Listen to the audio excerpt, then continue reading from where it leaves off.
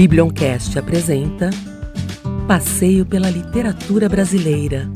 Este podcast tem a apresentação e curadoria de Josélia Aguiar, jornalista, escritora e doutora em História pela USP.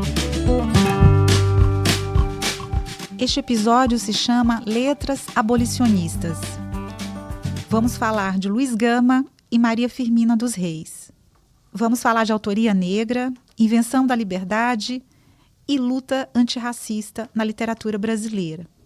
Estão aqui comigo duas professoras e pesquisadoras, as duas doutoradas em letras, dedicadas ao estudo da autoria negra no Brasil. Um trabalho que começa com pioneiros e pioneiras como Luiz Gama e Maria Firmina, do século XIX, e chega aos nossos dias.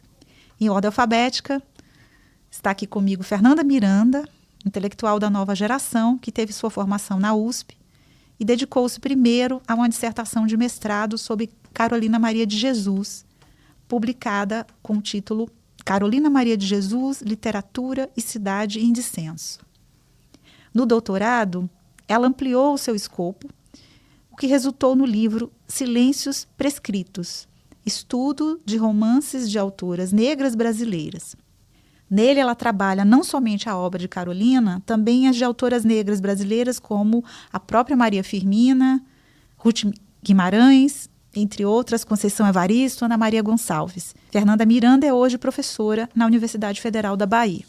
Ao meu lado também está a nossa outra convidada, super mestra, Lígia Fonseca Ferreira, mestra de todas nós. A sua tese na Universidade de Paris III, Sorbonne, é sobre a vida e a obra do escritor, poeta, jornalista e abolicionista Luiz Gama. Devemos a ela reedições e antologias imprescindíveis para trazer à luz Gama em nosso tempo. É autora de Primeiras Trovas Burlescas de Luiz Gama e outros poemas, Com a Palavra Luiz Gama, que reúne poemas, artigos, cartas, máximas e de lições de resistência com artigos dele.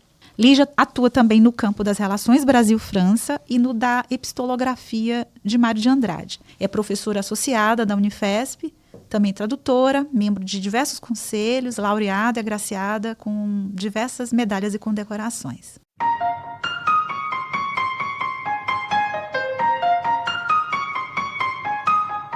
Quero começar perguntando para vocês sobre a vida de Luiz Gama e Maria Firmina. Fernanda, sobre Maria Firmina, que é hoje considerada a nossa primeira romancista negra brasileira, houve um certo mistério no começo, né? Primeiro ela assinava uma maranhense. Depois, quando a história dela começa a aparecer outra vez, né? Havia até uma dúvida sobre quem ela era mesmo, o nome dela, achava-se que podia ser, inclusive, uma autora branca. Eu queria voltar um pouco a esse momento lá em São Luís, quando ela começa a escrever, e queria te perguntar por que essa origem da Maria Firmina é repleta de mal-entendidos, né, e de dúvida. A Maria Firmina dos Reis nasceu em 11 de outubro de 1825, na cidade de São Luís do Maranhão. Ela estreou na literatura aos 34 anos, quando publicou Úrsula, em 1859. Neste romance, ela não assinou seu nome próprio, ela assinou uma maranhense. É interessante lembrar que, nessa altura, no século XIX, era comum as mulheres que conseguiam publicar, que conseguiam adentrar o mundo de circulação de discursos, usarem esse recurso, né, do pseudônimo.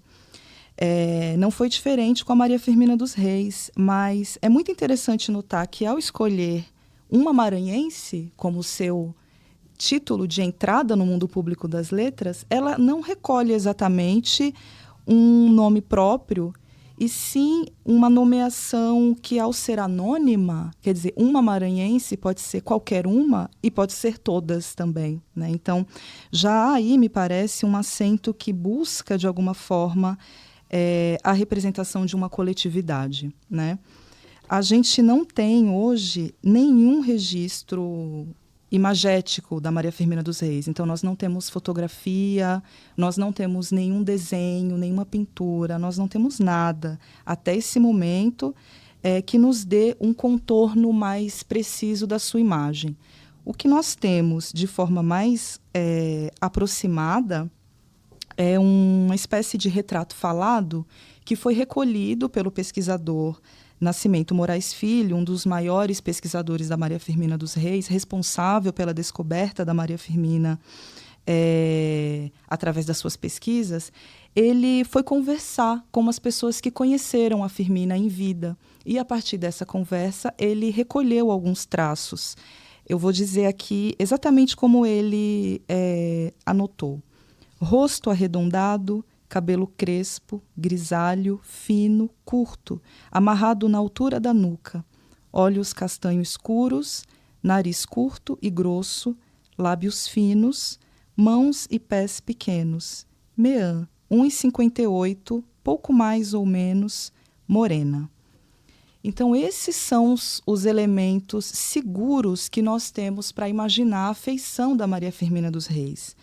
Mas, infelizmente, persiste, né, um equívoco, nem sei se a gente chama isso mais de equívoco, ou se é proposital, no sentido de que há uma dificuldade imensa das pessoas reconhecerem numa mulher negra esse lugar de autoridade intelectual, de criação literária, de construção de pensamento, né? Então, é muito recorrente, ao pesquisarmos, por exemplo, na internet, pelo nome de Maria Firmina dos Reis, a pesquisa responder com um retrato de uma outra mulher que também foi escritora durante o século XIX, mas que não é a Maria Firmina, né? Então, eu até faço esse convite a quem está nos ouvindo agora. Se você for, nesse momento, no seu aparelho e colocar lá na guia de pesquisa Maria Firmina dos Reis, muito provavelmente vai aparecer aí para você um retrato da Maria Benedita Bormann, que é uma autora gaúcha, pertencente às classes mais abastadas, né? E que aparece nesse retrato com trajes ricamente adornada e uma organização ali da imagem, né, que não corresponde em nada a essa descrição que o Nascimento Moraes Filho recolheu. Então, é importante que a gente, de uma vez por todas, desarticule essa falsa imagem da Maria Firmina dos Reis, porque, a partir disso, será possível imaginar essa mulher negra que produziu no século XIX, mas que até hoje não tem o direito à sua imagem conforme ela foi de fato, né? Até hoje nós vivemos aí, infelizmente, essa grande confusão. O que sabemos sobre a formação da Maria Firmina? Ela teve uma tia que foi importante, que tinha livros, né? Ela também, depois, ao se tornar professora, ela tem um papel muito importante na formação de outras moças. Inclusive, ela fez uma escola para meninas, né? Eu queria que você comentasse um pouco como que foi essa atuação na formação de outras mulheres e a atuação dela também escrevendo, né, na imprensa local. Bom, a Maria Firmina, durante toda a sua vida, ela foi muito envolvida e muito preocupada com a educação e os processos de formação, né? Então, ela se tornou professora aos 22 anos, aprovada num concurso público, né? Lá numa cidade no interior do Maranhão, chamada Guimarães, e ela trabalhou como professora durante toda a sua vida. Depois que ela se aposentou, ela fundou uma escola em 1881, e essa escola ela se destacou muito porque ela acolhia meninas. Ela era uma escola mista, então meninos e meninas compartilhavam a mesma sala. Isso não era comum, não existia esse contexto ali, naquele momento do Brasil. Então, a Maria Firmina dos Reis, ela era muito preocupada em alfabetizar meninas das classes mais pobres, em alfabetizar meninas negras, né? E ela fez isso durante toda a sua vida. Essa escola, infelizmente, ela não permanece funcionando por muito tempo, ela fica somente 2 anos funcionando, porque a Maria Firmina dos Reis bancava financeiramente a escola, então ela não tem mais condições de fazer isso, com a sua aposentadoria, né, de mestra régia. E a escola também foi alvo de vários ataques ali naquela sociedade, que não conseguia compreender, né, por que meninas negras precisavam ser alfabetizadas, né? Então, A escola acaba sendo fechada para a grande tristeza dessa nossa grande autora, mas ela permanece ensinando na sua própria casa, ela permanece alfabetizando, ela deixa de ensinar somente quando ela está próxima à sua morte, né? Ela até próximo dos seus 90 anos, ela ainda estava alfabetizando, lecionando ali em casa as pessoas que precisavam. A atuação dela como autora de artigos na imprensa. Esse é um outro aspecto interessantíssimo da trajetória intelectual e também política da Maria Firmina dos Reis. Afinal de contas, uma mulher negra que lançava sua palavra, o seu texto no mundo público, né, de circulação de discurso, estava também construindo para si uma via política de estar no mundo, né? Então, a Maria Firmina dos Reis, ela publicou assiduamente na imprensa maranhense. Ela estreia na imprensa em 1860, ou seja, um ano depois da publicação do romance, com um poema, e ela publica constantemente, até 1868, de forma bem regular, né? Ela publica poemas, charadas, contos, artigos de opinião, artigos nos quais ela comenta suas viagens, né? Depois ela faz uma pequena pausa e retorna em 1871 no jornal O Publicador Maranhense, onde ela vai publicar o seu livro de poemas, hoje intitulado Cantos à Beira-Mar. É um livro que está disponível, está em circulação hoje, né? E esse livro sai nesse jornal. Ela volta novamente para essa cena da imprensa, depois de uma pausa aí de uns 6 anos, por volta de 1887, quando ela publica o conto A Escrava, que é um conto já mais próximo ao término, né, da escravidão, no qual ela sintetiza, a partir de uma reunião de pessoas influentes ali naquela sociedade, os caminhos abolicionistas possíveis naquele contexto. E assim ela se torna fundadora da literatura abolicionista no país. É o título que ela tem hoje, né? A Maria Firmina dos Reis, ela é a fundadora da literatura abolicionista no país, mas ela também é a fundadora de uma dicção feminina que construía a liberdade, que buscava a construção da liberdade. Então, ela se tornou um espelho para diversas autoras negras que passaram a publicar, né, durante o século XX, século XXI e agora, na nossa contemporaneidade, considerando que ela estreia com um romance que é uma forma literária, naquele momento ainda em consolidação. Então, a gente está no século XIX, o romance é uma forma que tá sendo ainda consolidada. Então, a Firmina, além dela ser, além dela ter esse lugar de pioneirismo no sentido da busca da liberdade e do discurso abolicionista, ela também tem uma interação muito interessante com as formas literárias. Ela publica o romance, ela publica poema, ela publica conto, ela escreveu um diário. É um álbum íntimo, algo muito incomum no século XIX, uma mulher compondo um diário da sua experiência particular, né?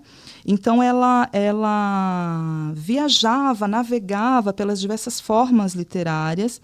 Em todas essas formas, há uma preocupação central em construir caminhos possíveis para a existência social das pessoas negras e das mulheres naquele contexto silenciador que é o contexto do século XIX.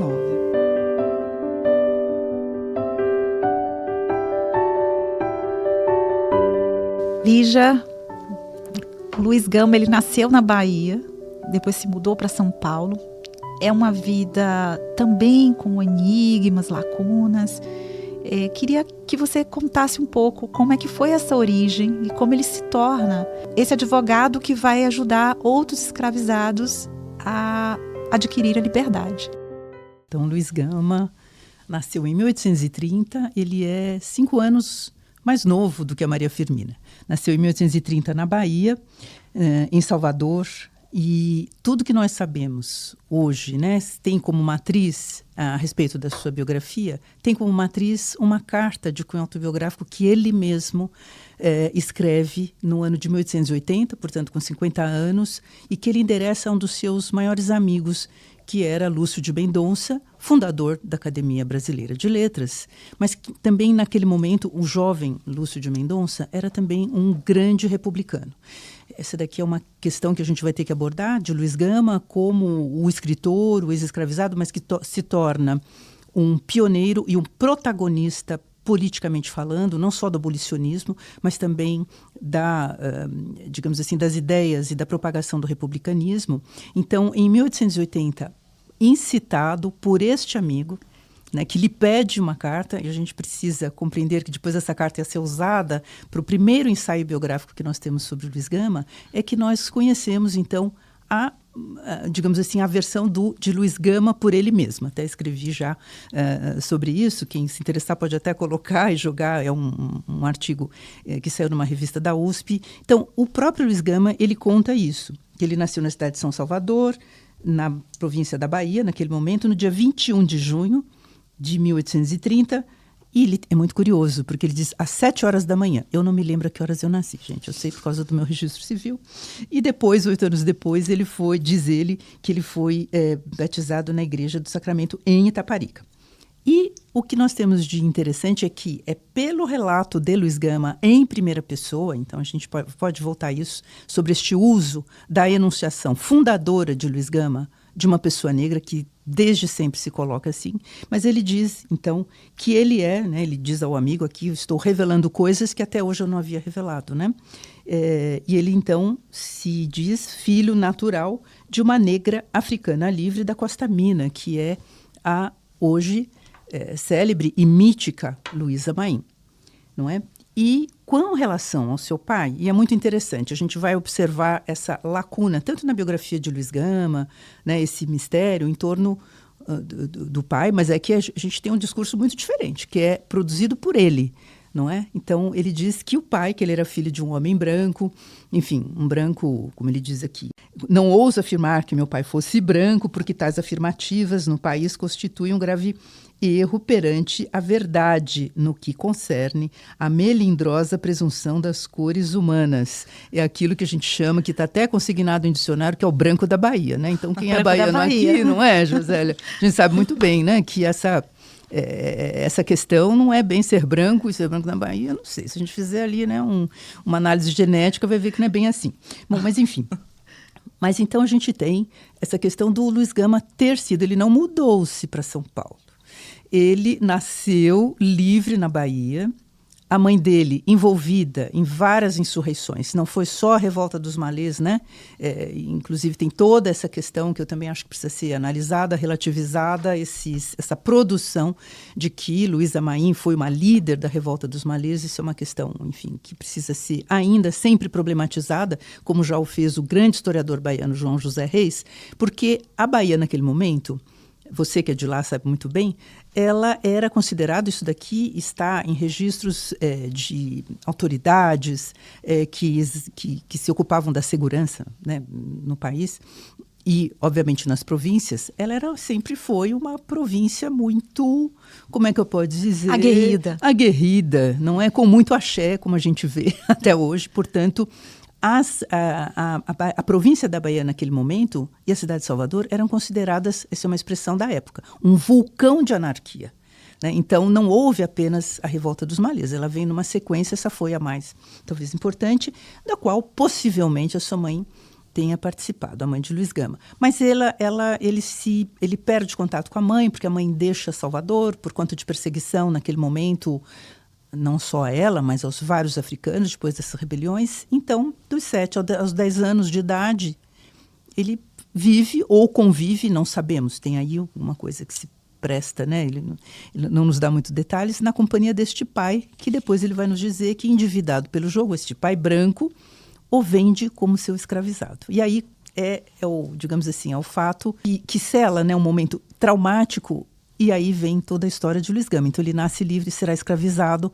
Então, como escravizado, ele deixa Salvador num navio negreiro, que ele até descreve bem, o Patacho Saraiva, que existe. As pesquisas mostram que esse era um navio negreiro que fazia o tráfico interprovincial. E assim ele chega primeiro ao Rio de Janeiro, portanto, conheceu o mercado de escravos, possivelmente desembarcou ali no Valongo, não é? Passam, acho que um mês ou até menos, 1 a 2 meses no Rio, e depois segue para o outro mercado importante naquele momento, que era na província de São Paulo. Então chega em Santos, né?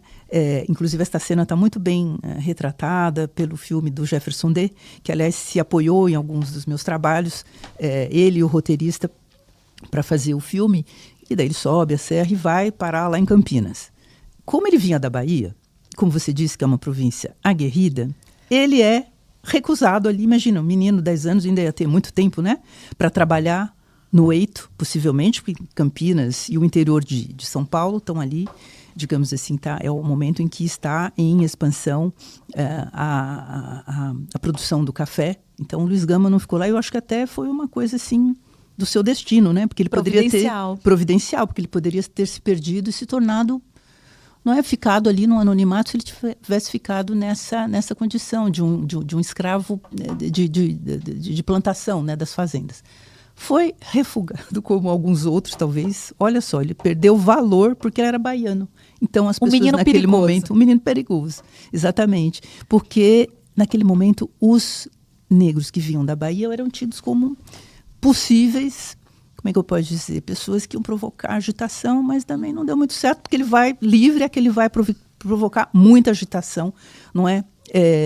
Questionando as bases do que era o sistema escravista, quando ele se torna o que ele vai se tornar. Então ele vai para São Paulo, fica aqui, e aos 18 anos ele chega como escravo na cidade de São Paulo, não é? E aos 18 anos ele, como bom baiano, vai conseguir, né, se mexendo ali, né, provar, como ele diz, que ele tinha nascido livre. Ele nunca diz como, mas nessa carta é uma coisa muito linda, porque ele vai contando esses meandros, e ele foge da casa de seu senhor, e aí começa essa outra etapa de Luiz Gama, essa outra etapa, como eu diria assim, luminosa, né, e misteriosa ao mesmo tempo, mas é um mistério que nos fascina, de como ele, que nunca teve instrução formal, vai ter vai conseguir se afirmar. Então ele vai faz o seu letramento, aprende a ler e escrever, primeiro como estudante de direito aqui na cidade de São Paulo, possivelmente, né, um estudante de direito, e vai aos poucos se tornar um homem da palavra, uma coisa com a qual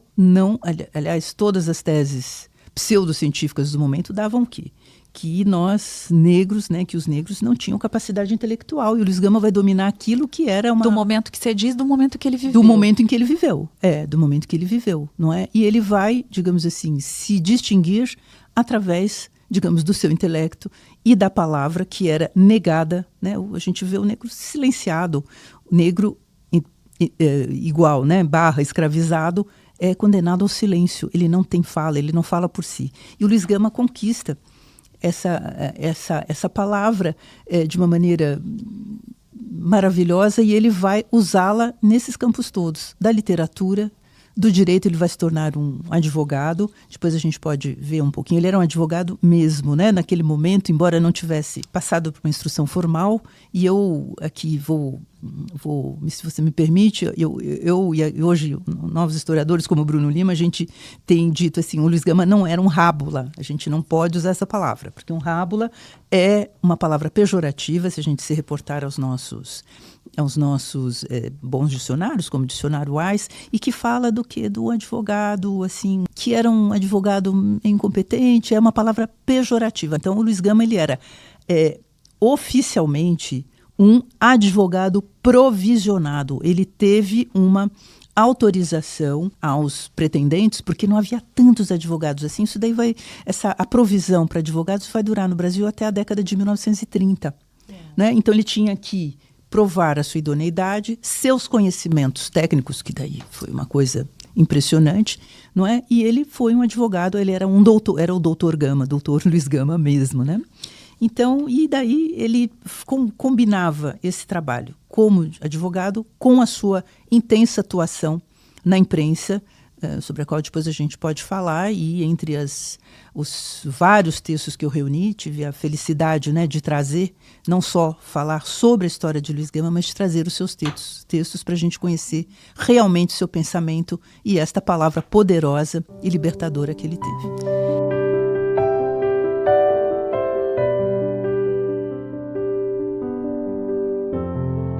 Lígia, para a gente, nesse começo, entender a atuação dele, o Gama ele é responsável por contribuir para que outros escravizados tenham uma liberdade. Você pode já comentar um pouco sobre isso? Posso sim. Inclusive, como eu comentei, ele conta, né, nessa famosa carta de 1880, que, aliás, é uma carta de 1880 que ele escreveu ao Lúcio de Mendonça, e ela só veio a ser conhecida em 1930. Hoje a gente acha, né, a carta de Luiz Gama, Lúcio de Mendonça, só 50 anos depois é que ela foi publicada. Durante quase 50 anos, conhecia-se o ensaio biográfico que o Lúcio de Mendonça dedicará ao Luiz Gama. Por quê? Porque já em 1880, antes de responder a sua pergunta, ele falece em 1882. O Luiz Gama não assistiu às suas duas principais causas pelas quais ele deu sua vida, que era a abolição da escravidão e a República. Não é? Só que ele já se encontrava muito doente, não é? Então, em 1880, vários dos seus amigos, da sua rede, enfim, das várias redes de que ele participa, era um homem de redes e era conhecido, tanto que o meu livro que você citou no começo, Lições de Resistência, eu reúno, né, faço uma coletânea de artigos de Luiz Gama na imprensa de São Paulo e do Rio de Janeiro, que foi muito importante no final da vida de Luiz Gama, porque ele estava doente naquele momento, então 1880, e alguns amigos já começam a se inquietar com isso e querem recolher, não se conhecia assim, alguns mais próximos conheciam, mas Lúcio de Mendonça teve essa brilhante ideia de nos deixar esse relato inicial, essa matriz biográfica de Luiz Gama.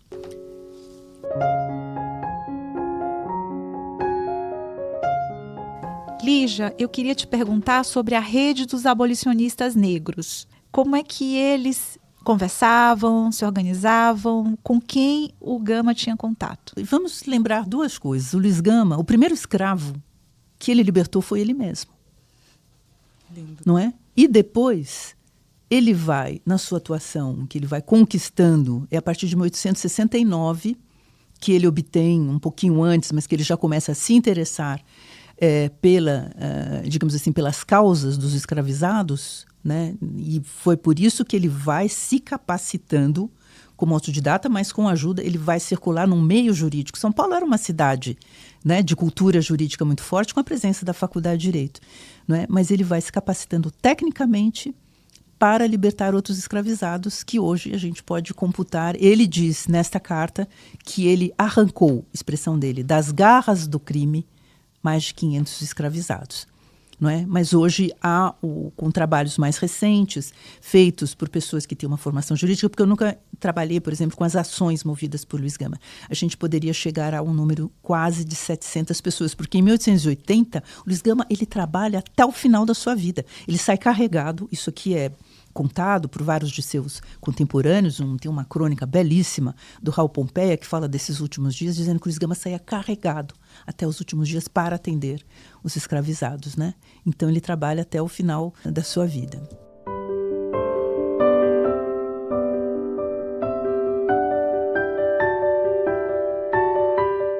Fernanda, vamos voltar ao tempo da Maria Firmina e entender um pouco como é que era a leitura de mulheres e também o que a gente pode considerar de uma literatura escrita por mulheres imediatamente após a Maria Firmina, né? Quais eram as possibilidades, né, de escrever mulheres brancas e negras e de ver esses livros circulando? Bom, o século XIX, como a professora Lígia também nos lembrou aqui, é um século profundamente silenciador, né, para mulheres, para pessoas negras. Então, a Maria Firmina dos Reis, ela abre um caminho onde antes não havia nada, né? Se houve, ainda não chegou a nós, né? Alguém que tenha publicado antes da Firmina, especificamente no gênero romance, né? Onde ela abre esse caminho para que depois tantas outras possam caminhar, né? Mas algumas mulheres conseguiram publicar ainda no século XIX. A gente pode lembrar aqui, por exemplo, Alta de Souza, né? Uma poeta do Rio Grande do Norte, que tem uma marca forte no romantismo, que construiu um texto poético bastante interessante, né? Ela é nascida em 1876, então ela já é pós-Firmina, né? A gente pode também lembrar aqui da Nísia Floresta. Esse também é um pseudônimo, né? Nísia Floresta também foi uma mulher muito atuante, né?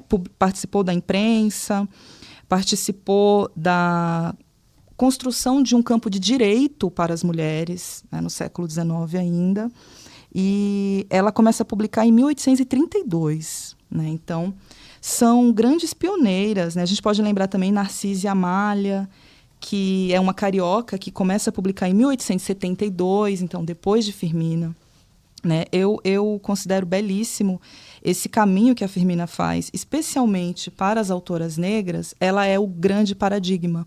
É uma preocupação dela, né? Isso está registrado no próprio livro. Ela usa essas palavras. Ela gostaria que aquele livro servisse de acolhimento para outras, né? Então, há uma preocupação ali muito grande em ser esse esteio, né? Para que depois outras pudessem caminhar.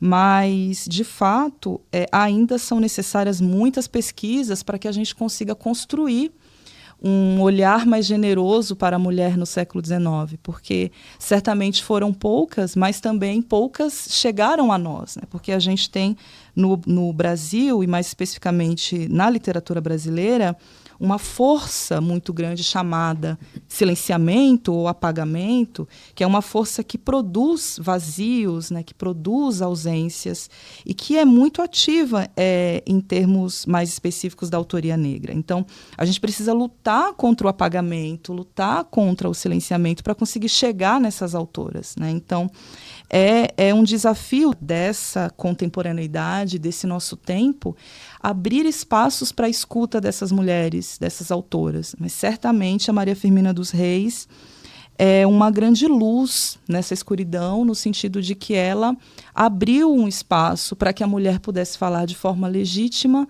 a partir do seu entendimento sobre o mundo, da sua capacidade formal, estética, né, de construir leituras sobre a realidade, né? Infelizmente, a Maria Firmina dos Reis também foi vítima desse apagamento. Nós temos praticamente um século XX inteiro em que ela ficou esquecida. É muito recente, né? Existe esse trabalho pioneiro que você citou, que é o trabalho que traz a Maria Firmina para o século XX, né? Que faz com que o nome dela e as obras dela voltem a ser conhecidas. Sim, Nascimento Moraes Filho é um pesquisador, ensaísta, poeta maranhense, e ele descobre a Firmina quase ao acaso, e aí, depois dessa descoberta, ele aprofunda uma pesquisa que até hoje é a nossa base para os estudos firminianos, né?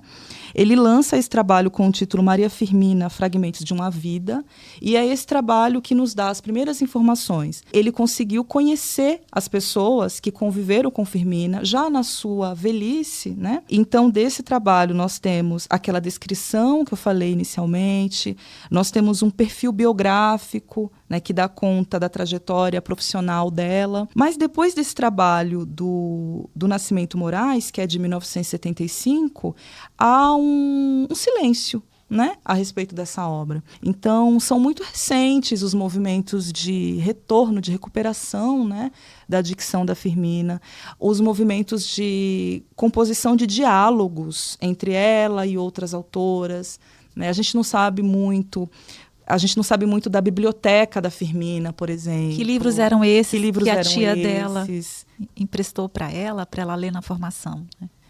Ela teve um tio, né, muito influente, Sotero dos Reis, mas a Firmina ela vem de uma família de pessoas negras escolarizadas.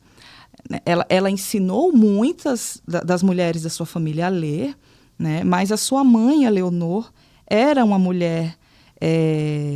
os arquivos a nomeiam como uma mulata forra. Ela viveu a liberdade. Quando Firmina nasceu, sua mãe já era livre, né? E essa mulher foi alfabetizada.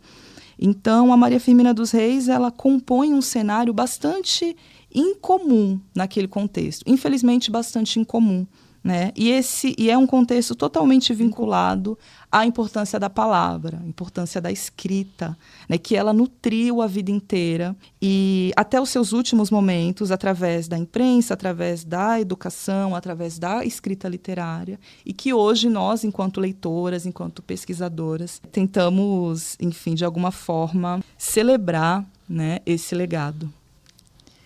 Lígia, queria te perguntar sobre as redes do Luiz Gama, que você já tinha começado a comentar, e lembrar que há uma campanha abolicionista, né, com intelectuais brancos e negros, né, no caso Joaquim Nabuco, André Rebouças, né. Como é que era essa comunicação do Gama com esses outros participantes da campanha? Então, eu acho que para a gente falar das redes de Luiz Gama, a gente precisa começar pela sua inscrição no campo da literatura, que se dá com a publicação da primeira edição de Primeiras Trovas Burlescas, que é uma coletânea de poemas de sátira social, política, racial e alguns também poemas líricos. Nós estamos ali em 1859 em pleno período romântico, inicial, mas o primeiro período romântico, que por coincidência é o ano também da publicação de Maria Firmina, não é? Então, essa primeira edição de Luiz Gama é feita em São Paulo, ela tem uma grande circulação dentro, obviamente, do que nós conhecemos como, digamos, o contexto editorial de São Paulo, e inclusive na introdução do meu primeiro livro, onde eu reuni a produção poética de Luiz Gama, e tem uma vasta introdução, onde eu falo, inclusive, das leituras que foram feitas e do campo editorial, porque a gente não pode esquecer essa dimensão. Qualquer que seja o autor e a produção que a gente está examinando, de Luiz Gama, Maria Firmina, a gente precisa também entender o que é o contexto editorial daquela época que vai nos falar dessas redes, né? Então, Luiz Gama, ele publica aqui em São Paulo, numa gráfica que era era gráfica, né? Era uma tipografia, na qual eram publicados vários livros de direito, mas ele já tinha havido uma publicação que é uma publicação precursora não só do romantismo, mas da presença também do negro no romantismo. Isso aqui é uma outra questão. Como personagem, a gente não pode negligenciar isso, né? Então, Luiz Gama participa disso e depois, através de alguma rede que nós não sabemos, mas que eu posso intuir que são essas redes de pessoas com que ele, embora não tenha cursado a faculdade de Direito, ele se torna muito amigo de vários estudantes. Ele era uma figura, assim, super celebrada e conhecida dos jovens. Ele, por exemplo, para falar só todos os baianos que chegavam a São Paulo, como, por exemplo, Rui Barbosa, jovem, ao vir estudar em São Paulo, se liga ao Luiz Gama. É uma das cartas que eu sempre, desde o meu segundo livro, com a palavra Luiz Gama, e agora também no Lições de Resistência, eu tenho publicado, né? Que é uma carta muito linda. Eu acho que deve emocionar os baianos como você, José, não é? Aliás, eu fiz um levantamento nesse meu último livro dos artigos da imprensa, artigos de Luiz Gama na imprensa de São Paulo e do Rio de Janeiro, obviamente, que é um recorte, né? Que eu fiz um recorte, enfim, temporal, temático, não é? Então, não é a totalidade, porque o Luiz Gama ele é onipresente na imprensa de São Paulo, já a partir da década de 1860, ali onde, até com participação pioneira. Luiz Gama ele é um dos fundadores, junto com o Ângelo Agostini, dos primeiros jornais ilustrados de São Paulo, que também tem uma vinculação política. Luiz Gama se ligava ao Partido Liberal, aos liberais, e o Luiz Gama encampa, ele está à frente de uma dissidência do Partido Liberal, pelo menos aqui em São Paulo, não é, que vai desembocar no Partido Republicano, lá na década de 70. Então, essas redes que se cruzam, né, políticas, da imprensa, Luiz Gama publicava nos principais jornais de São Paulo, como publicará a partir de 1880 nos principais jornais do Rio de Janeiro, através de pessoas que ele conhecera aqui em São Paulo, como, por exemplo, o jornalista, mas advogado negro Ferreira de Menezes, Patrocínio, Rebouças. Patrocínio era bem mais jovem, viu, que o Luiz Gama. A gente precisa lembrar que dos abolicionistas negros, que Luiz Gama vai, digamos assim, com os quais Luiz Gama vai estar ligado, ele é o mais velho. Ele é mais velho que Rebouças, que nasce em 1838. Ele é mais velho que Ferreira de Menezes, seu grande amigo que estudou aqui, um homem negro, também fluminense, que veio estudar aqui direito no Rio de Janeiro, mas não queria saber do direito, ele queria saber de literatura e funda o importantíssimo jornal abolicionista Gazeta da Tarde. Luiz Gama era 15 anos mais velho, o Ferreira de Menezes nasceu em 1845, e Patrocínio nasceu em 1853. Então, a gente precisa lembrar essa questão das gerações, porque senão a gente acha que está todo mundo, estão todos atuando. Não, porque isso também fala desses momentos, digamos, não só da campanha abolicionista, da luta abolicionista, de como ela vai aparecer e comparecer e provocar, e ser tema, né, das produções, inclusive literárias. Né? Então, a gente não pode falar de poesia abolicionista lá na década de 50. Isso vai acontecer muito mais tarde. Inclusive, os escravos, por exemplo, né, os famosos poemas de Castro Alves, o outro baiano, amigo de Luiz Gama também, porque ele estudou aqui em São Paulo, eles só serão eles são compostos em São Paulo em 1868. Então, nós estamos falando aqui de 20 anos antes da abolição. Não tínhamos ainda começado a campanha, mas eles são publicados na década de 80. É uma publicação póstuma, né? O Castro Alves morreu jovenzíssimo, com 24 anos. Então, tem todo esse movimento que a gente vai ver, digamos, que vai se avolumar, não é? E que a gente precisa acompanhar através da produção, que eu considero também parte da produção literária, que é a imprensa, mas também da produção literária, poemas, romances, etc. E, nesse caso, entra essa questão. Agora, a escrita jornalística, e no caso eu falo de Luiz Gama, do qual a gente tem retratos desde a década de 60. Isso aqui é muito importante lembrar. Eu já participei até de um evento no Sesc, Luiz Gama e Maria Firmina, onde nós temos essa grande... Para mim é uma incógnita, porque o Luiz Gama, desde a década de 60, ele é fotografado por um grande fotógrafo que tinha aqui um estúdio, o José Militão Augusto de Azevedo. Então, a gente tem fotos de Luiz Gama ali por volta de final da década de 60, 1870, até praticamente o final da sua vida. São 4 fotos conhecidas de Luiz Gama. E eu me lembro que quando eu participei desse evento, eu achei muito curioso o fato de que eu consegui fazer um levantamento de que havia estúdios no Maranhão praticamente ao mesmo tempo, já fundados já na década de 60, porque a fotografia chega, né, e se espalha pelo Brasil. E para mim, até hoje, não sei se Fernanda pode responder a isso depois, por que não se tem? E a Maria Firmina, ela viveu até o início do século XX. Não há uma foto. Então, não é uma questão de construção. É muito curioso que não se tenha, como a gente teve de Rebouças, como a gente teve do Ferreira de Menezes, do Patrocínio. Fernanda, o que você acha? Talvez por uma timidez, talvez por uma dificuldade de chegar até um lugar, um estúdio? Esse é um dos maiores desafios dos pesquisadores da Firmina. Eu compartilho com Lígia essa perplexidade. Eu acho que o fato dela ser mulher contribui muito com isso, né? Mas eu mulher também, escritora. Uma mulher escritora, uma mulher educadora, atuante, né? Alguém que se manifestava publicamente contra a escravidão o tempo inteiro, né? Mas tem uma questão no caso da Firmina, que é o seguinte: as pesquisas estão ainda em início. Em andamento. As pesquisas nas fontes primárias, né? Então o Maranhão tem um arquivo público enorme, imenso, e há muito ainda a ser explorado.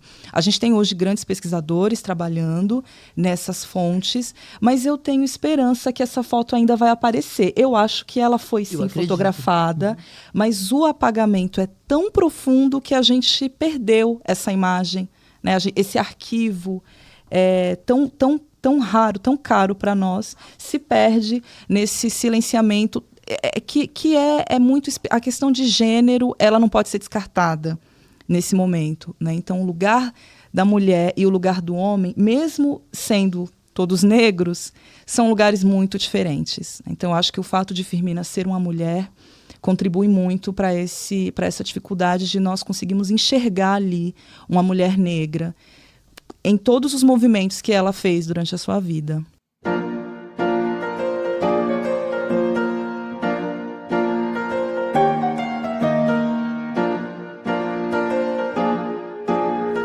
Vamos falar um pouco mais sobre a obra da Maria Firmina. Por que o Úrsula é tão especial? E explicar aqui para quem está nos ouvindo, por exemplo, que a gente teve naquele momento livros, por exemplo, como Escravizaura, de Bernardo Guimarães. Para quem ainda não leu como que a gente vai contar sem dar muito spoiler? A diferença de um trabalho como dela, que além dela ser uma autora mulher naquele momento, o livro também tem uma especificidade que faz com que ele se destaque. Primeiro, eu quero dizer que quem não leu ainda vá ler. É importantíssimo que a gente conheça a literatura da Firmina a partir da sua própria palavra. E o livro hoje está disponível e acessível, né? Mas eu responderia essa pergunta destacando as personagens negras da obra. Então, Úrsula é um livro romântico. Ele assume todas as características do romantismo daquela fase, daquele momento, né? A protagonista é uma mulher branca, a Úrsula, mas a Firmina constrói ali uma expressão que a gente poderia dizer, usando um termo contemporâneo, né? Ela constrói ali uma expressão interseccional, porque você tem ali mulheres brancas oprimidas pela ordem patriarcal. Essa era uma preocupação da Maria Firmina dos Reis. Ela construía mulheres brancas não como vítimas, né, porque há a estratégia da recusa, mas como pessoas atravessadas, violentadas por essa ordem patriarcal que imperava ali naquele momento. Ela constrói homens brancos de lugares diferentes, de posicionalidades sociais diferentes. Então você tem um homem branco que é o senhor de escravos e representa o poder, o domínio, a violência. E você tem um homem branco que é o Tancredo, que é o par romântico da Úrsula, que é alguém que se recusa a continuar esse legado de violência representado ali pela figura do pai, né? E ela constrói as personagens negras. Então, a gente tem a Susana e o Túlio. A Susana é uma mulher velha, ela já tem muita idade, ela é descrita com os seus cabelos brancos e ela nasceu na África, né? Então ela é uma personagem africana. Ela viveu a sua juventude inteira na África e ela faz a travessia, já depois de ter se casado, de ter tido uma filha. Ela é capturada na África e trazida ao Brasil na condição de escravizada. Então ela vive metade da sua vida na África, metade da sua vida no Brasil. Portanto, ela é um sujeito de autoridade no sentido da narração dessa experiência, né? É da personagem Susana que nós conseguimos recuperar uma primeira imagem da África.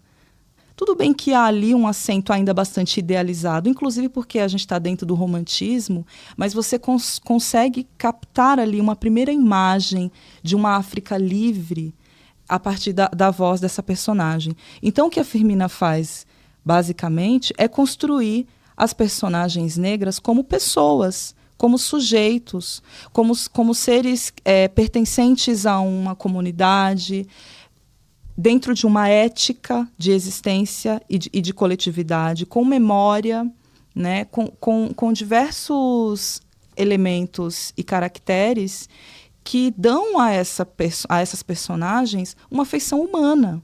E isso era incomum nessa literatura romantista brasileira, inclusive na literatura considerada abolicionista na época. Porque os negros eram descritos, eram compostos narrativamente como objetos, como peças, ou como seres malévolos. Enfim, você não tem, antes da Firmina, um olhar mais humano para essa população. Um personagem construído com mais profundidade, com mais camadas, né, se tornando pessoas com muitas dimensões. Isso, né, com dentro muitas de uma subjetividade. E também algo interessante no livro é que ela é também pioneira no sentido de construir um diálogo entre personagens negros. Eles conversam, Susana e Túlio. Há diversas cenas em que há uma fala, uma interação, né, uma conversa entre eles. Inclusive, é no seio dessa conversa que ela retoma essas memórias e aí ela narra, né, a travessia. E é interessantíssimo quando você está lendo o livro, porque nesse momento em que há a narrativa de Susana dessa travessia, a escrita vem num bloco só. Ao ler, e é interessantíssimo fazer a leitura em voz alta, você não consegue fazer pausa. Você tem que ler assim, com o coração acelerado, porque é disso que se trata, né? Então, ela narra detalhadamente a experiência no navio negreiro, a experiência do mercado de escravos, como chegou o primeiro sujeito que olhou para ela, a viu como um objeto e quis comprá-la, né? Depois, a convivência na fazenda ali com outras pessoas negras. Então, tem toda uma construção que torna a personagem negra sujeito. Ela é construída com uma profundidade subjetiva também, e isso não existia antes da Firmina. O exemplo que você trouxe, né, a escravizaura é uma mulher branca? Podemos, talvez, dizer assim, porque para você conseguir compartilhar com o público algum tipo de solidariedade em relação àquele drama, para que você conseguisse despertar qualquer sensibilidade para aquela experiência, você tinha que construir uma mulher que não fosse exatamente negra, né? Então, há todo um código ali, né, de quem é considerado humano, inclusive na literatura. E a Firmina rompe tudo isso, né? Então, Susana e Túlio são os nossos primeiros personagens dentro da literatura brasileira, de modo geral, e não só aquela escrita por autores negros, né? Eles são os primeiros personagens a emergir na cena pública, né? Na cena de circulação da palavra, enquanto pessoas que sentem dor, que sentem saudade, que têm afeto, né? Que manifestam desejos, que têm amores, que têm o coração partido, né? Então, tudo isso que hoje a gente consegue localizar em textos literários de forma mais comum, eram completamente incomuns no século XIX, até a publicação de Úrsula. Há 2 contos da Maria Firmina que também circulam já aqui, né, entre os nossos leitores e leitoras, A Escrava e Gupeva. Também estão à disposição, né, de quem quiser conhecer, são textos mais acessíveis. Queria que você comentasse também um pouco sobre eles. Gupeva é interessantíssimo porque ela constrói uma personagem indígena, né? Então, a mulher indígena, também construída com esses caracteres assim, de muita dignidade, de altivez, né? Então, não acontece com Gupeva o que acontece em geral nessa literatura. Com personagens indígenas. Nos quais, em geral, a personagem índia ou o homem índio indígena, ele vai se relacionar com o europeu ou com a mulher europeia e, a partir disso, ele abre mão de toda a sua cultura, do seu território, dos seus códigos, enfim, de conduta e são completamente, enfim, assimilados, né, por esse outro universo, inclusive do colonizador. Não é isso que acontece com Gupeva. Gupeva, ela é uma personagem que repercute uma estratégia recorrente da Firmina, que é a estratégia da recusa.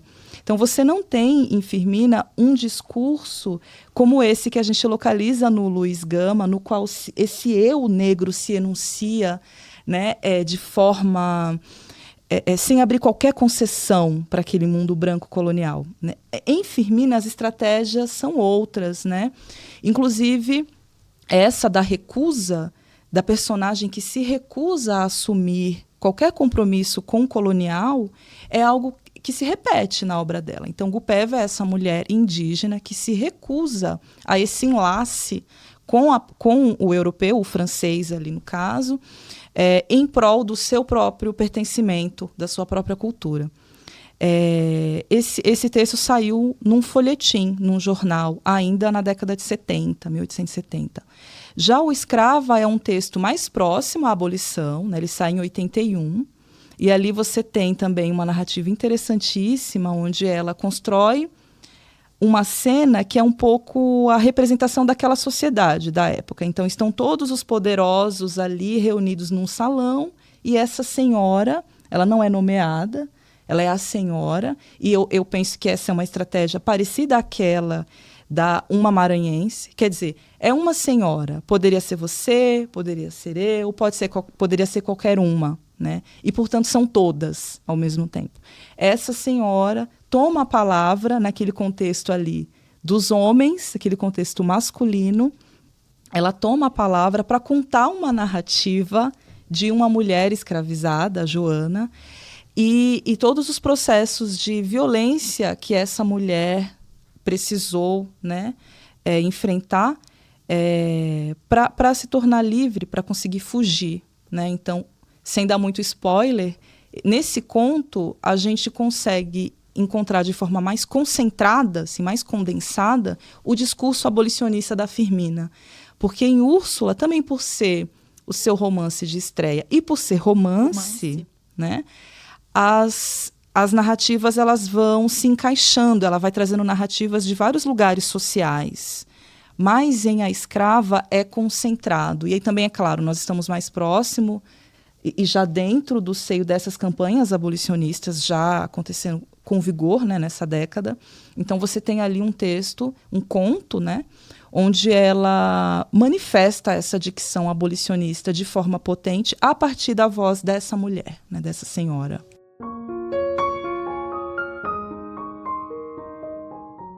Lígia, você já comentou do Gama, autor de artigos, a sua atuação na imprensa, sua atuação como advogado.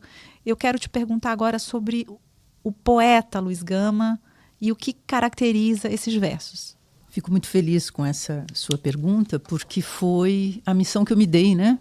Quando eu comecei a estudar Luiz Gama, porque como você vai falar, como que ele era lido, né? Isso daí foi uma preocupação que eu tive, até quando comecei minha pesquisa, porque havia pouca coisa, não é? Editada sobre ele, digamos assim, conheciam-se as primeiras trovas burlescas em edições que eram muito pouco fidedignas, cheias de problemas, então a gente que gosta e tem essa paixão por trabalhar com as fontes e buscá-las para poder trazer outros aspectos desse nosso autor, eu tive que chegar, aliás, uma pesquisa que foi maravilhosa e que eu, maravilhosa assim, né, como que eu cheguei a então mencionada, mas nunca realmente examinada, primeira edição das primeiras trovas burlescas de Luiz Gama, que eu digo assim que é a entrada que ele tem, né, no universo não só literário, mas letrado da época, não é?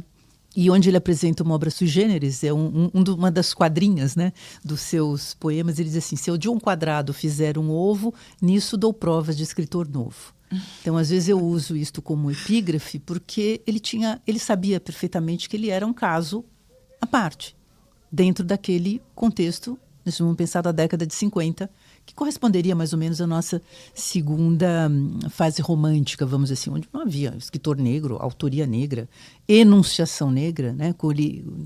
O Luiz Gama, além das fotografias que a gente conhece, o Luiz Gama ele está presente de cor e de corpo nos seus escritos, dos poemas aos escritos de outra natureza, como é o caso dos seus artigos na imprensa, né? Em primeiro lugar, sempre se colocando em primeira pessoa. Esse daqui é uma marca que a gente vai encontrar tanto nos poemas, não é, que retratam o Brasil. Por que eu digo sátira? Quer dizer, tem um conteúdo, digamos assim, humorístico, mas a sátira ela tem um cunho. Nós sabemos isso desde, digamos assim, das formas que nos vêm da antiguidade, né?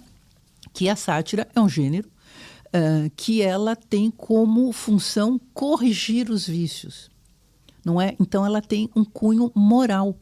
Não é? Então, ela retrata aquilo, isso aqui a gente vai ver tanto na produção latina ou greco-latina, não é? Ela mostra aquilo que não funciona na sociedade, num tipo social, a corrupção, os defeitos, para que eles sirvam de exemplo para a gente corrigir. Então, Luiz Gama apresenta o quê?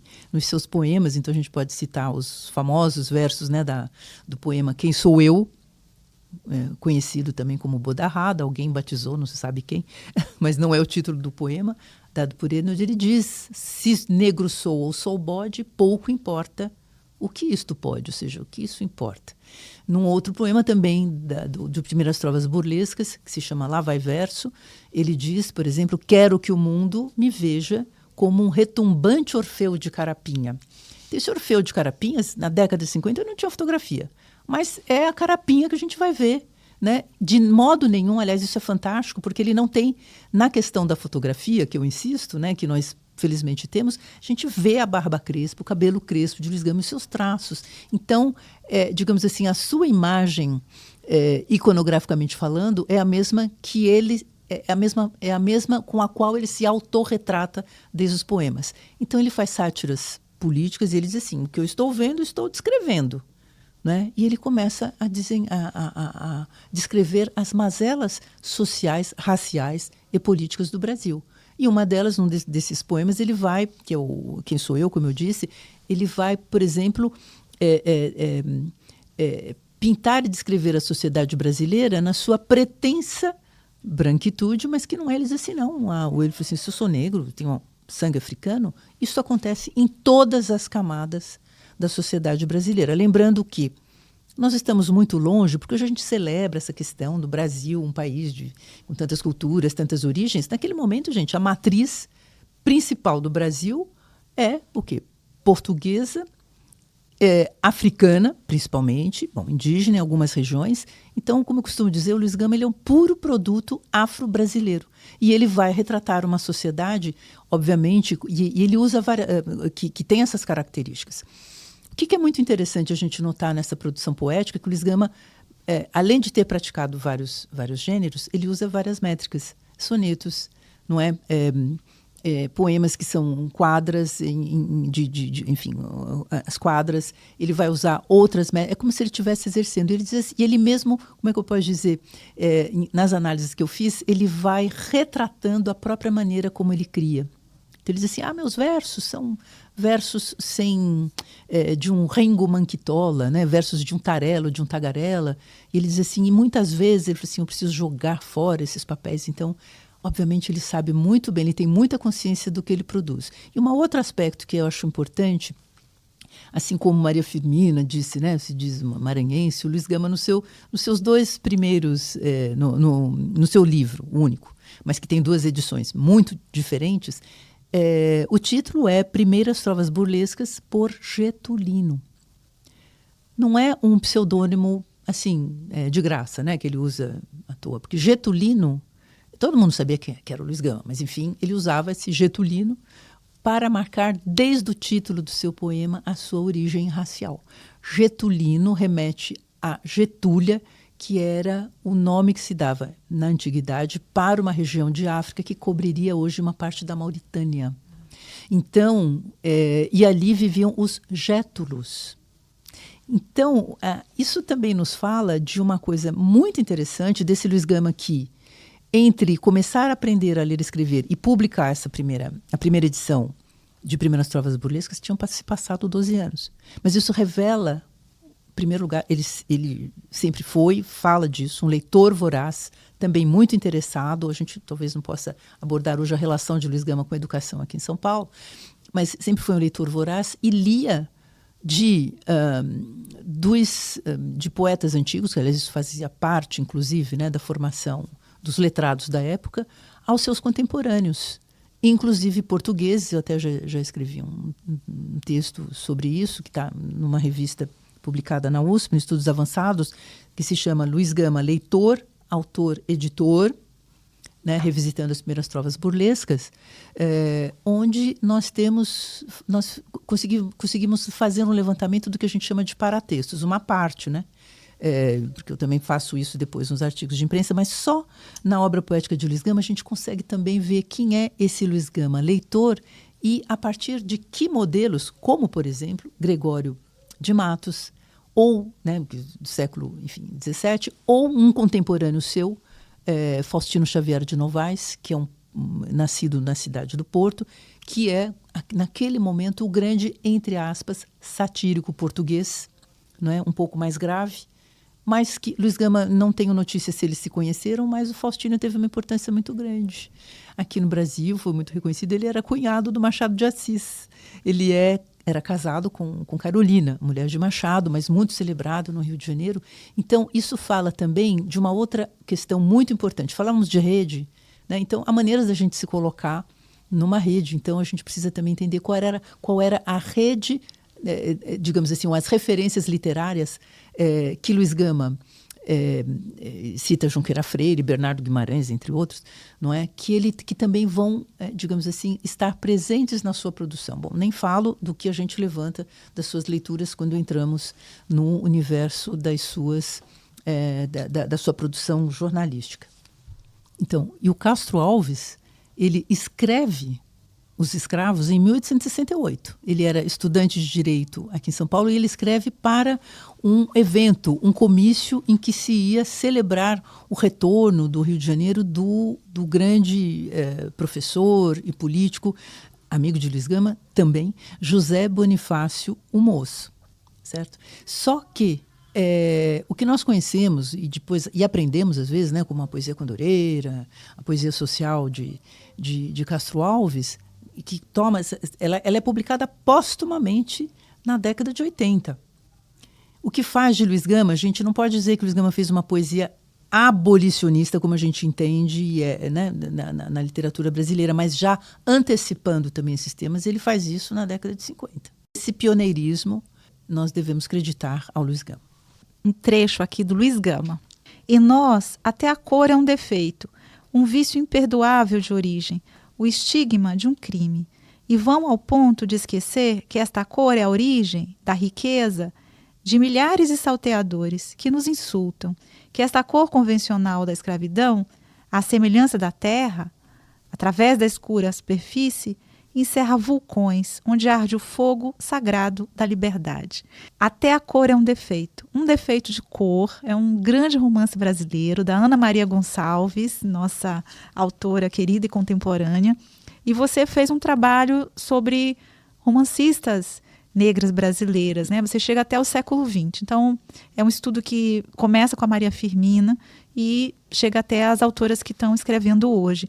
Eu queria te perguntar como que essa questão da escravidão e da liberdade, que começa lá com Maria Firmina, como é que ela é trabalhada hoje por autoras brasileiras?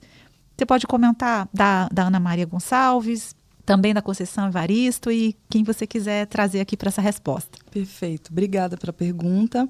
O meu trabalho, de fato, ele tenta abraçar esse panorama, né? Então, começo em 1859, vou até 2006, chego no século XXI, com justamente Um Defeito de Cor, da Ana Maria Gonçalves. Esse romance, vou comentar primeiro, o romance da Ana Maria Gonçalves, ele realiza, digamos assim, aquilo que a Firmina enunciou de forma ainda tímida, por conta do contexto em que ela se encontrava, né? Então, Um Defeito de Cor apresenta uma narrativa que acompanha o roteiro de uma menina desde a sua infância, né, a Kendé, até a sua morte, né? Então, o romance acompanha a sua infância na África, a sua chegada ao Brasil, as viagens por múltiplos lugares. E nesse romance há a ficcionalização da Luísa Marim, né? E há todo um olhar para o Luiz Gama, né? Se nós recuperarmos esse título, né? Mas que também se desdobra nesse duplo movimento que o romance faz, que é um diálogo com a história,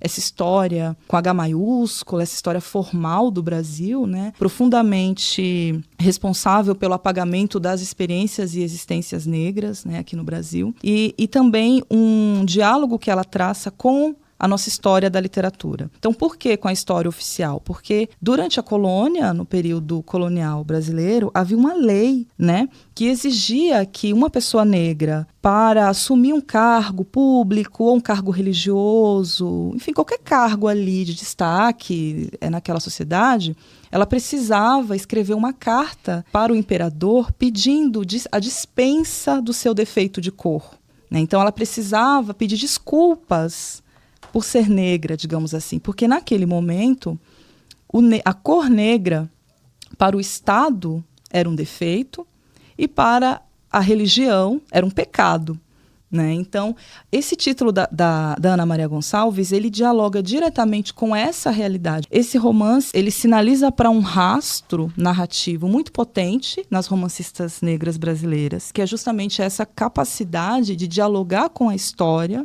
essa história formal, retendo dela o que não foi escrito. Há uma tradição literária pautada nos romances de restituição da experiência negra, do lugar do negro na história brasileira, né? Então, se a gente pega a Ruth Guimarães, que publicou Água Funda em 1946, então o primeiro romance publicado após a abolição da escravidão, considerando a autoria de mulheres negras.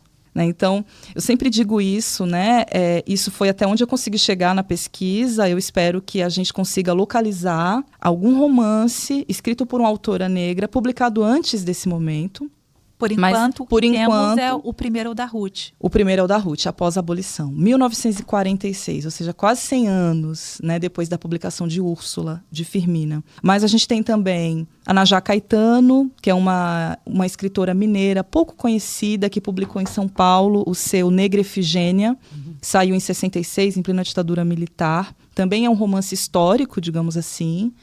Embora esse conceito nem sempre corresponda ao que, de fato, esses romances fazem, porque não é exatamente o romance histórico, porque, na verdade, a história é colocada em xeque, né, nessas narrativas. E aí a gente tem também a Conceição Evaristo, que publica, então, o primeiro romance no século XXI, já que Ponciá Vicêncio sai em 2003. Né?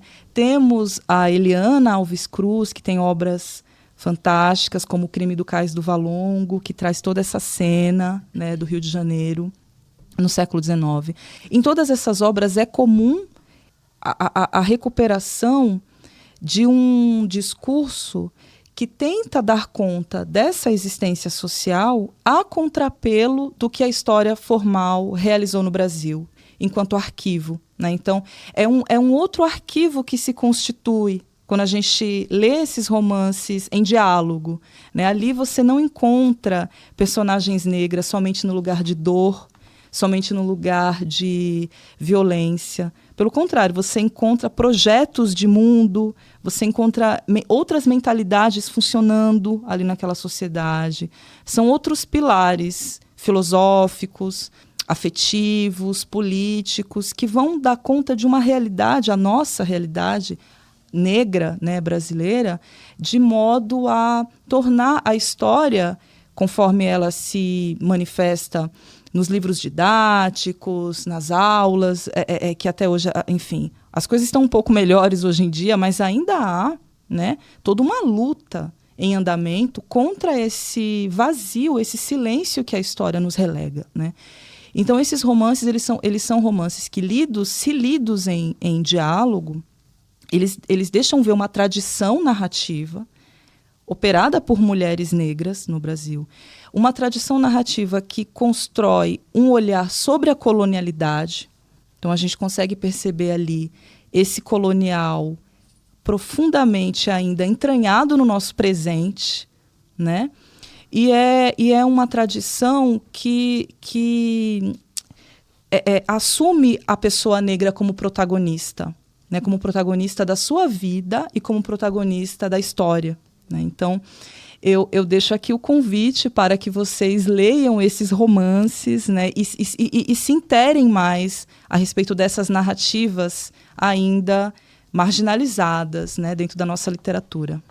É importante acompanhar as produções críticas que têm aparecido no Brasil em torno da Firmina. Eu gostaria de citar aqui 2 pesquisas fundamentais. Uma é do pesquisador Agenor Gomes, que é lá de São Luís do Maranhão. Ele lançou Maria Firmina dos Reis e o Cotidiano da Escravidão no Brasil em 2022, e essa obra é a principal biografia que a gente tem hoje da Firmina. Há ali uma tentativa muito profícua de construir a trajetória dessa mulher. E há também a pesquisa fundamental da grande pesquisadora Luciana Diogo. Ela publicou também em 2022 Maria Firmina dos Reis, Vida Literária. Essas 2 obras, elas nos permitem conhecer mais o cotidiano da Maria Firmina dos Reis e o contexto em que ela se movimentava.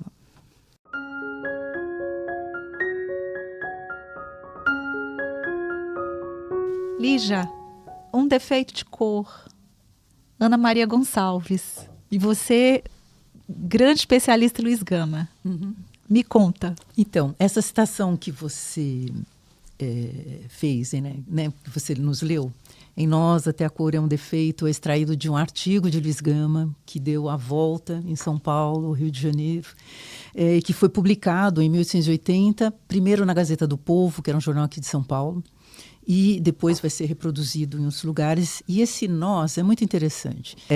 A Ana Maria Gonçalves disse ter lido, né, essa citação de Luiz Gama, que acabou também dando a ela a ideia de chamar um defeito de cor, né, de dar o título ao seu romance. Então, o Defeito de Cor, só para a gente não se alongar muito, é um romance que ele digamos, ele dialoga, ele tem uma relação, como a gente diria, né, nos estudos literários, intertextual importantíssima com aquela carta de Luiz Gama a Lúcio de Mendonça que eu mencionei no começo da nossa conversa.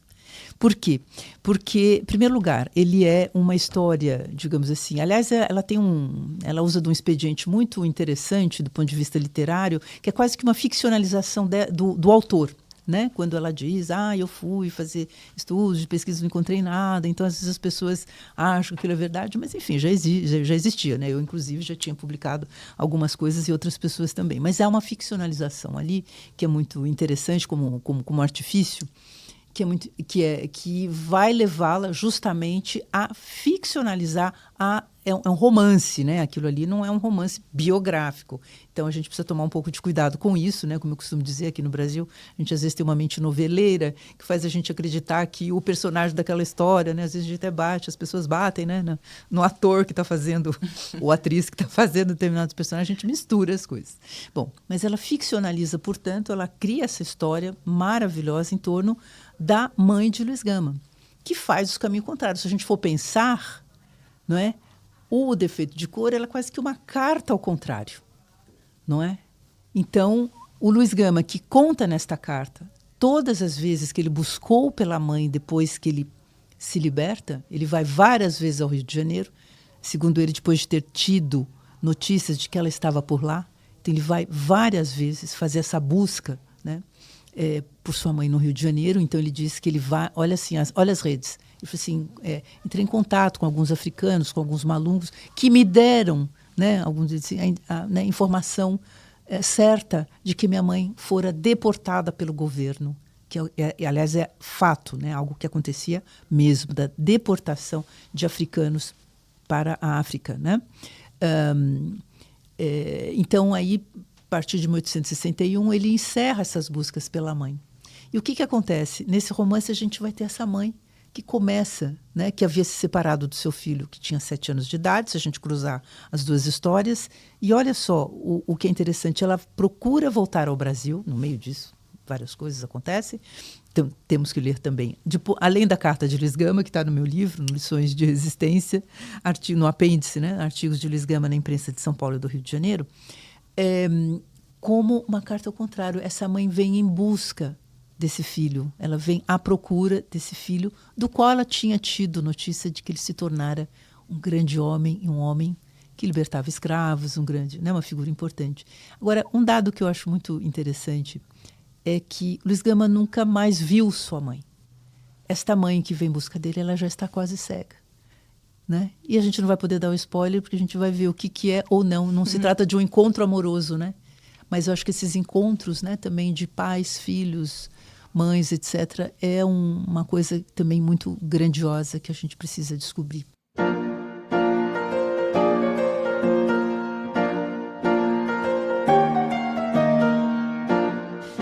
Uma pena, eu vou ter que finalizar a nossa conversa e convidar você que está escutando a ler Luiz Gama, Maria Firmina, Um Defeito de Cor, da Ana Maria Gonçalves, e todos esses autores e autoras que foram citados aqui e que merecem atenção e reconhecimento. E muito obrigada, Fernanda e Lígia. Obrigada pelo convite, Josélia. Foi um prazer estar aqui com vocês e dialogar também com a Fernanda, minha querida Fernanda. Prazer enorme. Foi muito bom estar aqui com vocês também. Produção executiva SP Leituras. Técnica de áudio e vídeo Pé de Pano Produções. Edição Denise Correia.